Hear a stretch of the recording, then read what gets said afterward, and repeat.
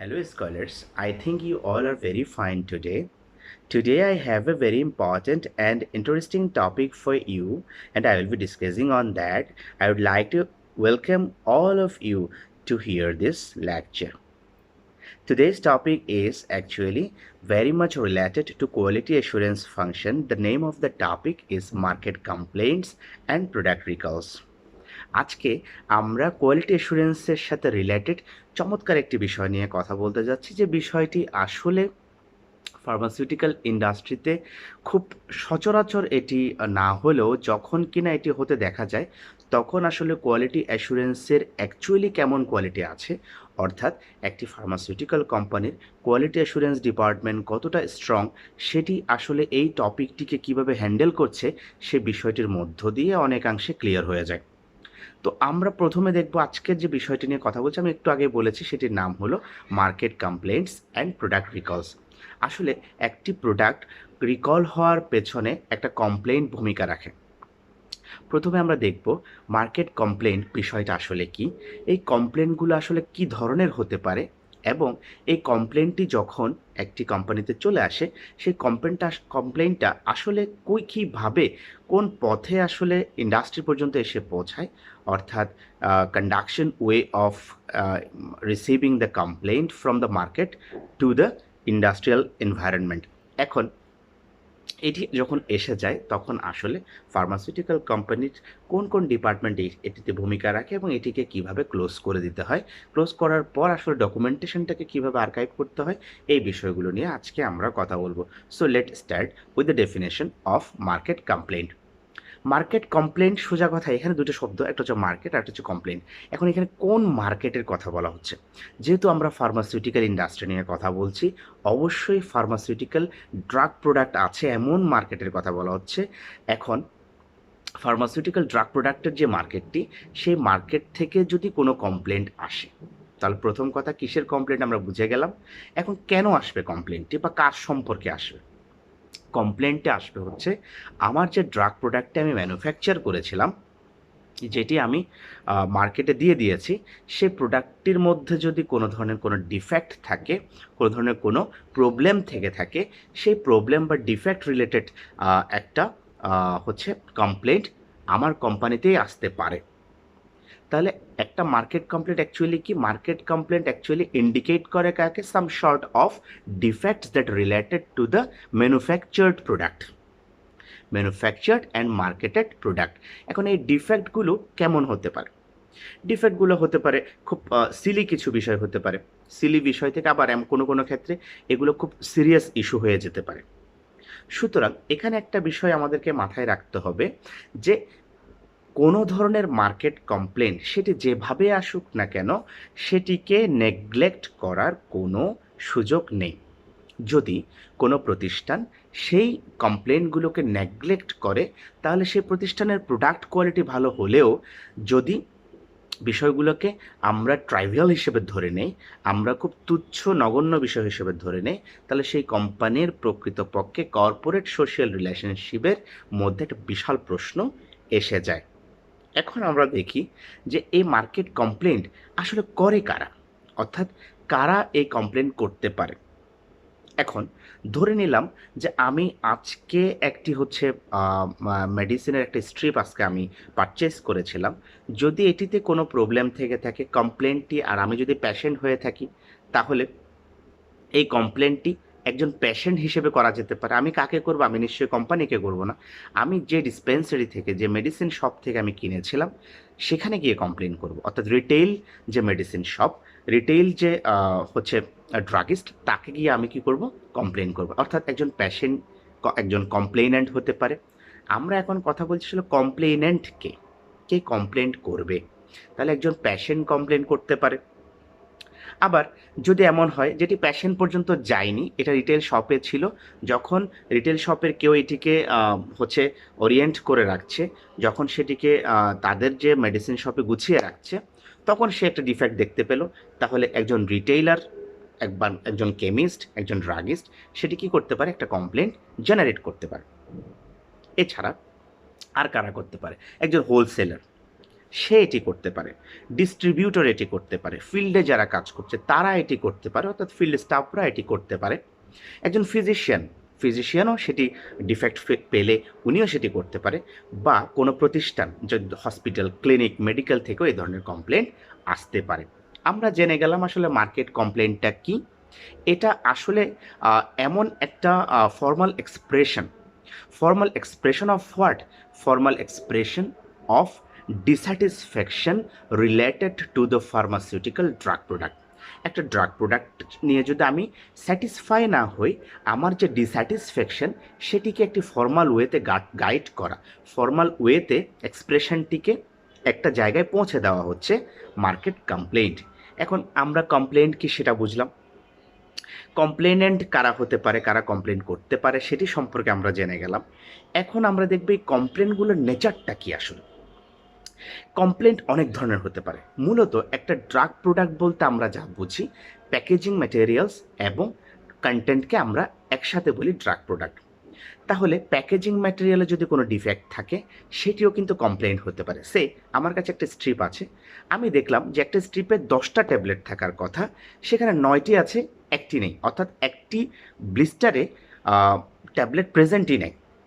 এটিও কিন্তু একটা ডিফেক্ট, এটিও কিন্তু একটা ডিফেক্টের মধ্যে পড়তে পারে। আবার দেখা গেল যে প্রিন্টিং যে সাইডে হয়েছে, প্রিন্টিং প্রসেসটা হয়তো ঠিক ছিল না, সেখানে সবই এসেছে, ব্র্যান্ড নেমের একটা অংশ আসেনি, এটাও একটা ডিফেক্ট। আবার জেনেরিক নেম এসেছে কিন্তু ডোজিং ইনফরমেশন যেটা, অর্থাৎ ডোজেজ যেটা, সেই ডোজ বিষয়টি সেটি আসেনি, অথবা মনোগ্রাফ রিলেটেড ইনফরমেশন সেটি আসেনি, অথবা আমার যে অ্যাডমিনিস্ট্রেশনের যে ড্রাগ অ্যাডমিনিস্ট্রেশনের যে রেজিস্ট্রেশন নাম্বার ছিল সেটির একটি অংশ বা পুরোটি আসেনি, তাহলে সেটিও একটা ডিফেক্ট হিসেবে আমরা দেখতে পারি। আবার এগুলো হচ্ছে সিলি কিছু ডিফেক্ট, আবার কিছু ডিফেক্ট হচ্ছে খুবই মারাত্মক, যে আমি একটা মেডিসিন নিয়েছি, সেই মেডিসিনটি নেওয়ার পর একটা হচ্ছে এমন একটা রিয়াকশন বডি দেখিয়েছে যেটি আসলে অনাকাঙ্ক্ষিত, অর্থাৎ অ্যাডভার্স ড্রাগ রিয়াকশন যদি হয়ে থাকে, সেক্ষেত্রেও সেটিও একটি ডিফেক্ট হিসেবে বা কমপ্লেন্ট, এ ধরনের ডিফেক্টও একটা কমপ্লেন্ট হিসেবে আসতে পারে। এখন এই যে কমপ্লেন্টগুলোর কথা, এই যে ডিফেক্টগুলোর কথা আমি বললাম, এই ডিফেক্টগুলোকে যদি আমি কমপ্লেন্টের ক্লাসিফিকেশনে ফেলে দেই তাহলে কেমন হতে পারে। কিছু কিছু কমপ্লেন্ট আছে যেগুলো আসলে quality and stability related complaints. Number 1 হচ্ছে কোয়ালিটি স্ট্যাবিলিটি কমপ্লেন্টস। এখন যদি কোনো কমপ্লেন্ট এমন হয় যেটি যে ডিফেক্টের কারণে এসেছে সেই ডিফেক্টের ডিরেক্ট প্রোডাক্টের কোয়ালিটিকে মিন করে, অথবা প্রোডাক্টের স্ট্যাবিলিটিকে মিন করে, সেটি আসলে কোয়ালিটি স্ট্যাবিলিটি রিলেটেড কমপ্লেন্ট। আবার কিছু কিছু কমপ্লেন্ট যেটি দেখা গেছে যে আমি পেশেন্ট সেটি নিয়েছে, নেওয়ার পর অ্যাডভার্স ড্রাগ রিয়াকশন হয়েছে, তাহলে adverse drug reaction related or other medical or clinical condition related complaint, সেটি একটি বিষয় এটি হতে পারে। আবার কিছু কিছু কমপ্লেন্ট আছে যেগুলো দেখা যাচ্ছে যে সিলি কমপ্লেন্ট, যেগুলোকে আমি হচ্ছে মার্কেটে যে কমপ্লেন্ট এসেছে সেই কমপ্লেন্ট মার্কেটেই হচ্ছে ওই জায়গায় নিষ্পত্তি করা যেতে পারে, এ ধরনের কিছু কমপ্লেন্টও অনেক সময় হয়। সো এখন আমরা দেখব যদি একটা কমপ্লেন্ট আসে, সেই কমপ্লেন্টটি আসলে কিভাবে যে ম্যানুফ্যাকচারার, সে ম্যানুফ্যাকচারার পর্যন্ত পৌঁছতে পারে, কমপ্লেন্ট কারা জেনারেট করতে পারে, কমপ্লেন্ট ঠিক এক্স্যাক্টলি কোন জায়গা থেকে ইনিশিয়েট হতে পারে, বা কমপ্লেইনেন্ট কারা, সেটি আমরা দেখেছি। কমপ্লেইনগুলো সবগুলো আসলে মার্কেটিং ডিপার্টমেন্টের থ্রুতে, অর্থাৎ product promotion department, branding department, product management department যাদেরকে বলা হচ্ছে যে ডিপার্টমেন্ট, সেই ডিপার্টমেন্ট থেকে কিন্তু এই কমপ্লেনগুলো প্রকৃতপক্ষে এসে থাকে। এখন প্রশ্ন হলো যে কিভাবে সেটি আসে, মার্কেটিং ডিপার্টমেন্ট কমপ্লেনগুলোকে নেয়। এখানে একটা চমৎকার বিষয় বলে রাখি, ফার্মাসিউটিক্যাল ইন্ডাস্ট্রিতে কোনো কাজ ডকুমেন্টেশন ছাড়া হয় না, অর্থাৎ আমি যাই করব তারই একটা ডকুমেন্ট থাকবে, তারই একটা রেকর্ড থাকবে। কমপ্লেন্টের ক্ষেত্রে এটি যখন জেনারেট হয়েছে সেখানে ডকুমেন্ট থাকতে পারে বা নাও থাকতে পারে, অর্থাৎ একটা কমপ্লেন্ট এটা রিটেন হতে পারে বা ভার্বাল এক্সপ্রেশনটাও হতে পারে, যে না আমি এই ধরনের একটা প্রবলেম পেয়েছি, এটা লিখিত দেওয়ার কোনো প্রয়োজন নেই, যে আমি একটা প্রোডাক্ট নিয়েছিলাম, এই প্রোডাক্টে ঠিক এই সমস্যাগুলো ছিল, সেটি মুখে বললেও সেটিকে কোম্পানি অ্যাকসেপ্ট করবে এবং করতে হবে। এটি কিন্তু রেগুলেটরির যে রিকোয়ারমেন্টসগুলো আছে, আইসিএসের যে Q7 যে গাইডলাইন, রিলেটেড টু এপিআই অর্থাৎ good manufacturing practices for active pharmaceutical ingredients, সেখানেও কিন্তু এগুলো উল্লেখ আছে। এছাড়া কোড অফ ফেডারেল রেগুলেশন যেটা CFR 21 পার্ট 21-এর টাইটেল 200 অ্যান্ড 210 211 এই জায়গায়ও কিন্তু এই রেগুলেটরি কমপ্লায়েন্সের এই জায়গায় হচ্ছে কমপ্লেন্ট রিলেটেড ইস্যুস, সেখানে গিয়েও আসলে এগুলো পড়া যেতে পারে। এছাড়া ইউরোপিয়ান ইউনিয়নের যে guideline pharmaceutical drug product related complaint and product recalls, সেখানেও কিন্তু এই বিষয়গুলো আছে। এখন একটা প্রোডাক্টের ক্ষেত্রে যদি আমরা কমপ্লেনটা পাই, সেই কমপ্লেনটা মার্কেটিং ডিপার্টমেন্ট হচ্ছে রিসিভ করে। রিসিভ করলো যেটা, সেটির একটি রেজিস্ট্রেশন থাকবে, অর্থাৎ এই প্রোডাক্টের রিলেটেড একটা কমপ্লেন আমরা পেয়েছি, সেটাকে রেজিস্টার করতে হবে, এটা একটা পয়েন্ট। দ্বিতীয় যে পয়েন্ট, যখন রেজিস্টার হয়ে গেল তখন আমাকে এটা প্রিলিমিনারি একটা ইনভেস্টিগেশনে আমাকে যেতে হবে। এখন রেজিস্টারে আমি যখন ইনভেস্টিগেশন করব, হ্যাঁ দেখলাম যে এটা আসলে একটা সিরিয়াস ইস্যু হতে পারে, দেন মার্কেটিং ডিপার্টমেন্ট আসলে এই কমপ্লেনটাকে দেন ফরওয়ার্ড করবে quality assurance department. Quality assurance ডিপার্টমেন্টের কথা যখন আসে, তখন আসলে ইন্ডাস্ট্রিয়াল কথা এসে গেল, অর্থাৎ ফ্যাক্টরিতে ঢুকে গেল। কমপ্লেনটি কিন্তু এখন মার্কেট থেকে ফ্যাক্টরিতে এসে গেল। এখন ফ্যাক্টরিতে আসলে কাজটা কি, কোয়ালিটি অ্যাসুরেন্স ম্যানেজার যিনি, কোয়ালিটি অ্যাসুরেন্সের যিনি ডিপার্টমেন্ট যিনি লিড করছেন, উনি তখন এটাকে একটা ফর্মাল ওয়েতে রেজিস্ট্রেশনের, অর্থাৎ এটা একটা রেজিস্টার বা লগবুক থাকবে, যেখানে এটা এন্ট্রি হবে। কী কী থাকতে পারে সেখানে? এন্ট্রি থাকতে পারে যে কমপ্লেন্টের নেচার, অর্থাৎ নেচার অফ কমপ্লেন্ট। আমার কমপ্লেন্ট কিন্তু আইডেন্টিফাইড হয়ে গেছে অলরেডি, মার্কেট ডিপার্টমেন্ট আইডেন্টিফাইড করেছে, তাহলে আমার কমপ্লেন্টের নেচারটা কেমন, এটা একটা বিষয়। 2 নাম্বার হচ্ছে ডেট, অর্থাৎ কোন ডেটে এই কমপ্লেন্টটা রেজিস্টার হচ্ছে, সেটা একটা ইম্পর্টেন্ট ইস্যু। কমপ্লেনেন্টের নাম কি, অর্থাৎ name of the complainant and address, এটা একটা বিষয়, কারণ কমপ্লেন যে করেছে তার অ্যাড্রেসটা এখানে থাকার প্রয়োজন আছে। এর পরবর্তীতে আসতে পারে কি, যে আমার যে কমপ্লেনটি এসেছে সেটি কোন প্রোডাক্ট, অর্থাৎ name of the product along with the batch number, manufacturing and expiration date, এই জিনিসগুলো সেখানে থাকবে। এবং ফাইনালি সে রেজিস্টারে যেই কমপ্লেনটি যিনি রেজিস্টার করেছেন, ওনার হচ্ছে name, designation, signature and date, এই জিনিসগুলো সেখানে থাকবে। তাহলে আমার একটা ফর্মাল একটা ফর্ম্যাট, সেটিকে আমার একটা ফর্ম্যাট আছে, সেই ফর্ম্যাটে আসলে কমপ্লেন্টটাকে আমি হচ্ছে রেজিস্টার করে নিলাম। এটি আসলে কমপ্লেন্টের ফরম্যাটটা কেমন হতে পারে, সেটির কয়েকটি স্যাম্পল আমি টেমপ্লেট হিসেবে আমি হয়তো কমেন্টে এগুলো দিয়ে দিব। অর্থাৎ কমপ্লেন্ট রেজিস্টার ফর্মটা কেমন হতে পারে, কমপ্লেন্ট ফর্মটা দেখতে কেমন হতে পারে, সেটি সেখানে কী ইনফরমেশন থাকতে পারে। এরপরে তখন কিউএ এটাকে নিয়ে ইনভেস্টিগেশন। এখন ইনভেস্টিগেশন কীভাবে যাবে? কমপ্লেন্ট দু ধরনের প্রধানত হয়ে থাকে, একটা হচ্ছে ভ্যালিড কমপ্লেন্ট, আর একটা হচ্ছে কমপ্লিটলি নন ভ্যালিড কমপ্লেন্ট। ভ্যালিড হোক আর নন ভ্যালিড হোক, আমি আগেই বলেছি, কমপ্লেন্ট হিসেবেই রিসিভ করবে, এবং কমপ্লেন্টের একটা জাস্টিফিকেশন, একটা ফিডব্যাক আমাকে দিতে হবে, এবং সেটা যত তাড়াতাড়ি সম্ভব দিতে হবে। যদি নন ভ্যালিড হয়, কেমন নন ভ্যালিড? যে আমি একটা কমপ্লেন্ট এমন পেয়েছি, আমি ইনভেস্টিগেশন করে দেখলাম এটা আসলে ওনার যে স্ট্রিপে প্রবলেম ছিল বা যে প্রোডাক্টে প্রবলেম ছিল, ও শুধু ওই প্রোডাক্টেই ছিল, অর্থাৎ পুরো ব্যাচে না। শুধু আমি যদি একটা সিরাপের বোতল নিয়ে থাকি, আমার সিরাপের বোতলটা ভাঙা ছিল, এটাও একটা কমপ্লেন্ট হতে পারে, বাট শুধু ওই বোতলটাই ভাঙা ছিল, পুরো ব্যাচে আসলে ধরনের কোনো ইফেক্ট হয়নি। এটি একটি কমপ্লেন্ট, এটাকে আমরা নন ভ্যালিড কমপ্লেন্ট বলে থাকবো। নন ভ্যালিড ওইটা ওখানেই ক্লোজ হয়ে যাবে, কমপ্লেনেন্টকে সেটি জানিয়ে দেওয়া হবে ফর্মাল ওয়েতে, দেন আমরা কমপ্লেনটা ক্লোজ করব। যদি কমপ্লেনটা ভ্যালিড হয়, অর্থাৎ এমন একটা কমপ্লেন যেটা পুরো ব্যাচকে হচ্ছে ইফেক্ট দিয়েছে, কিভাবে সেটা হতে পারে? যে আমার একটা প্যাকেজিং ম্যাটেরিয়াল, একটা প্রাইমারি প্যাকেজিং ম্যাটেরিয়াল দিয়ে একটা টোটাল ব্যাচ হয়েছে, ম্যাটেরিয়াল ইউজ হয়েছে 5 কেজিস অফ ফয়েলস হতে পারে সেটা, অথবা ফিল্ম ইউজ হয়েছে ব্লিস্টার প্যাকেজিংয়ের জন্য, যেটা ইউনিট ডোজ প্যাকেজিং। এখন এখানে যে প্যাকেজিং ম্যাটেরিয়ালটা ব্যবহার হয়েছে, আমরা যদি দেখতে পারি যে এই প্যাকেজিং ম্যাটেরিয়ালের জন্য ডিফেক্টটা বা কমপ্লেনটা এসেছিল, সেই প্যাকেজিং ম্যাটেরিয়াল দিয়ে যদি রিপ্রেজেন্টেটিভ ব্যাচ, ধরে নিলাম এই 10 কেজি ফয়েল বা 10 কেজি ফিল্ম দিয়ে আসলে 4টা ব্যাচ হয়েছে, তাহলে কিউএ যেটা করবে, ইনভেস্টিগেশন যাবে, আমাদের যে রিটেনশন স্যাম্পল থাকে, অর্থাৎ ফার্মাসিউটিক্যাল ইন্ডাস্ট্রিতে যখন ব্যাচগুলো বানানো হয়, প্রত্যেকটা ব্যাচেরই কিন্তু রিপ্রেজেন্টেটিভ কিছু স্যাম্পল আসলে রিটেইন করে রাখা হয়, যেটাকে রিটেনশন স্যাম্পল বলা হয় বা কিপিং স্যাম্পলস বলা হয়। এই স্যাম্পলসটাকে আসলে আমরা দেখবো যে হ্যাঁ এখানে আছে কিনা প্রবলেমটা। তখন প্রত্যেকটা, অর্থাৎ একটা প্যাকেজিং ম্যাটেরিয়ালের কমপ্লেন দিয়ে ওই প্যাকেজিং ম্যাটেরিয়াল দিয়ে যদি বেশ কিছু ব্যাচ বানানো হয়, প্রত্যেকটা ব্যাচই তখন ইনভেস্টিগেশনের আন্ডারে পড়ে যাবে। এখন যদি ওই ব্যাচগুলো দেখা সবগুলো ব্যাচে সমস্যা পাওয়া যায়, তাহলে ডিরেক্ট, এবং এটা যদি কোয়ালিটি স্ট্যাবিলিটি প্রশ্ন হয়ে যায়, সাথে সাথে প্রোডাক্ট রিকল, অর্থাৎ পরবর্তী ফেজ হচ্ছে প্রোডাক্ট রিকল। এখানে যাবতীয় যে ডকুমেন্টেশন সেটি করতে হবে। এখন যদি আসে অ্যাডভার্স ড্রাগ রিয়াকশন, এমন একটা কমপ্লেন যেটা চরম মাত্রার একটা অ্যাডভার্স ড্রাগ রিয়াকশন হতে পারে। এই প্রোডাক্ট নিয়েছে অ্যানাফাইলেকটিক শক হয়েছে, এই প্রোডাক্ট নিয়েছে সিভিয়ার লেভেলের হাইপার সেন্সিটিভিটি ছিল এবং সিভিয়ার লেভেলে সেটা বডিতে ছড়িয়েছে, যদি এই ধরনের ইস্যু হয়ে থাকে, এবং সেটির ক্ষেত্রে আসলে ক্লিনিক্যাল ইনভেস্টিগেশনের প্রয়োজন পড়ে, সেটি যদি করা যায় তো ভালো, আর করা না গেলে ডিরেক্ট ওইটি করার আগেই প্রোডাক্ট রিকল। অর্থাৎ ক্রিটিক্যাল কমপ্লেন্ট এবং অ্যাডভার্স ড্রাগ রিয়াকশন রিলেটেড কমপ্লেন্টে product recall is a must.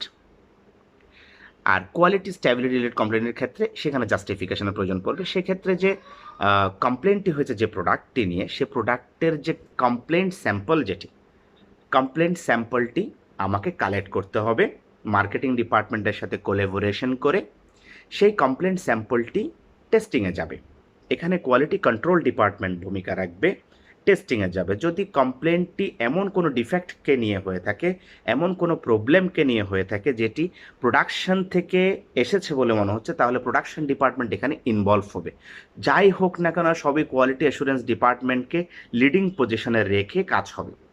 Quality, সেজন্য আমি বলেছি যে market complaint it's a completely quality assurance function. Quality assurance department will deal all those things that related to the complaint and documentation and related matters. এখন production department, quality control, quality assurance সবাই কাজ করতে পারে যদি related হয়। Quality control ডিপার্টমেন্টে এখানে যে কাজটি হবে, যে কমপ্লেন যে স্যাম্পল, সেই স্যাম্পলটির কোয়ালিটি কন্ট্রোল টেস্টিংগুলো হবে। রিলেটেড যে টেস্ট প্যারামিটার্স আছে, সবগুলো প্যারামিটার্সের টেস্ট হবে। তবে এখানে একটা ইন্টারেস্টিং বিষয় হচ্ছে, অনেক সময় কমপ্লেন্ট স্যাম্পল অনেক বেশি কম থাকে।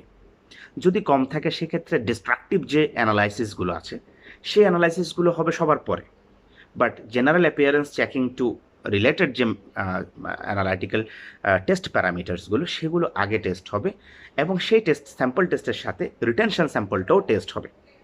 যদি রিটেনশন স্যাম্পলে একই প্রবলেম এবং আমার যে কমপ্লেন সেটি যদি একই কমপ্লেন্ট স্যাম্পলে যদি সেম প্রবলেম থাকে, অর্থাৎ যদি প্রবলেম আইডেন্টিফাইড হয়, তাহলে এবং যদি কোয়ালিটিকে সেটা হ্যাম্পার করে কোনোভাবে, এটি প্রমাণিত হয় যে এটি আসলে হিউম্যান হেলথ বা হিউম্যান সেফটির জন্য একটি প্রশ্ন, সেক্ষেত্রে প্রোডাক্ট রিকল।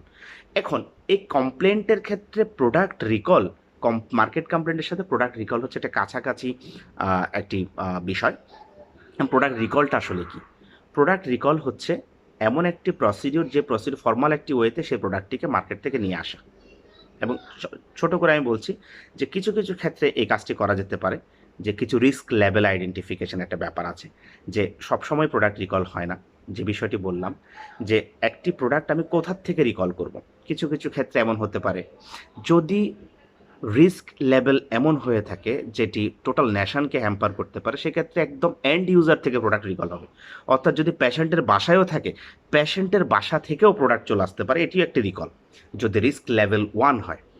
রিস্ক লেভেল 2, অর্থাৎ যেটি প্রকৃতপক্ষে ঠিক ওইভাবে ইম্প্যাক্ট করবে না, বাট এটি প্রোডাক্টের স্থ্যাটিক ভ্যালুর জন্য ভালো না, এটি ডিসপেন্সারি অর্থাৎ যিনি এটি সেল করবেন তার ইকোনমিক স্ট্যাটাসের জন্য এটি ভালো হবে না, সেক্ষেত্রে সেটি রিস্ক লেভেল 2তে পড়বে। এবং এটির আসলে যেটি সার্কুলার, সেটি মাস মিডিয়াতে ওভাবে হয়তো যাবে না, এটি পত্রপত্রিকায় যেতে পারে সর্বোচ্চ পরিমাণে।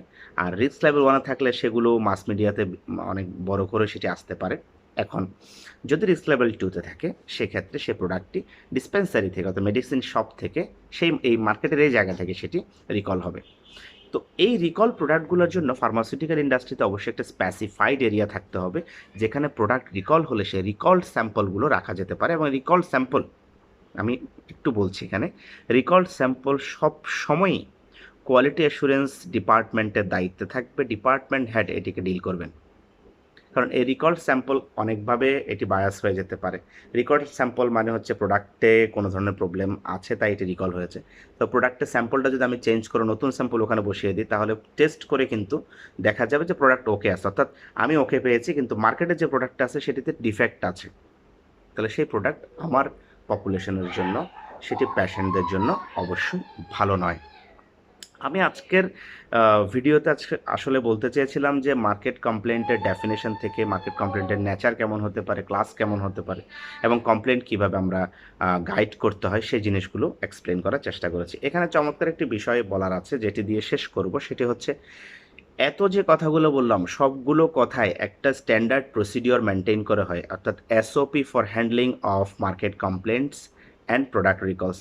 এই প্রত্যেকটা জায়গায় কিন্তু এসওপি থাকবে, এসওপি অনুসারে কাজ হবে। একটা এসওপি কেমন হতে পারে সেটা নিয়ে একটু পরে আমি যে কোনো একটা ভিডিওতে কোনো এক সময় আমি এটা বলে দিব যে SOP for handling of market complaints, এসওপিতে আসলে কী কী থাকতে হয়, এসওপির ফরম্যাটটা কেমন হয়। তবে আজকের ভিডিওর সাথে রিলেটেড একটা বিষয় ছিল যে মার্কেট কমপ্লেন্টের যে ফরম্যাট, কমপ্লেন্ট ফর্মের যে ফরম্যাটটি সেটি আমি কমেন্টে দিয়ে দিব। আশা করছি এই বিষয়টি এখন শোনার পর অনেকটা ইজি মনে হবে এবং এই ধরনের বিষয়গুলো আসলে ফার্মাসিউটিক্যাল সায়েন্সে পড়াশোনার সময় আসলে ঠিক ওইভাবে গুছিয়ে আমরা পড়তে পারি না বা গুছিয়ে অনেক সময় আসে না। এগুলো ছোট ছোট সংক্ষিপ্ত বিষয় হিসেবে ছিল। মার্কেট কমপ্লেন বা প্রোডাক্ট রিকল, ছোট ছোট ডেফিনেশন বা নেচার অফ কমপ্লেন্ট, এই জাতীয় যে বিষয়টি আমরা শেষ করেছিলাম। তো আজকে আশা করি ক্লিয়ার হয়ে গেছে যে কারা এটি কোনখান থেকে অ্যাকচুয়ালি জেনারেট হয়, কোন ডিপার্টমেন্ট এটিকে আসলে হ্যান্ডেল করে, কী ওয়েতে হ্যান্ডেল করে, এই জিনিসগুলো আমরা জেনে গেলাম। প্রতিটি জায়গায় এটিকে এভাবে গুছিয়ে রাখতে হবে। মার্কেট কমপ্লেন ইউজুয়ালি যখন কমপ্লিট হয়ে যায়, অর্থাৎ ক্লোজিং অফ কমপ্লেন, তখন এই কমপ্লেন কমপ্লিট হয়ে যাওয়ার পর টোটাল যে কাজগুলো হয়েছে সেটি একটি লগবুকে এন্ট্রি থাকবে, অর্থাৎ রেকর্ড থাকবে এবং এই মার্কেট কমপ্লেন্ট অবশ্যই মনিটর করতে হয়। অর্থাৎ যে প্রোডাক্টটি নিয়ে আজকে কমপ্লেন্ট হলো, ভবিষ্যতে সেই প্রোডাক্টটাকে মনিটরে রাখতে হবে এবং ওই পয়েন্টটাকে মনিটরে রাখতে হবে যে পয়েন্টের কারণে আসলে আমরা কমপ্লেন্টটি পেয়েছিলাম। আশা করছি সবার বিষয়টা ক্লিয়ার হয়ে গিয়েছে। ধন্যবাদ সবাইকে এতক্ষণ মন দিয়ে শোনার জন্য। সবাই সুস্থ থাকবেন, ভালো থাকবেন। শুভেচ্ছা সবাইকে।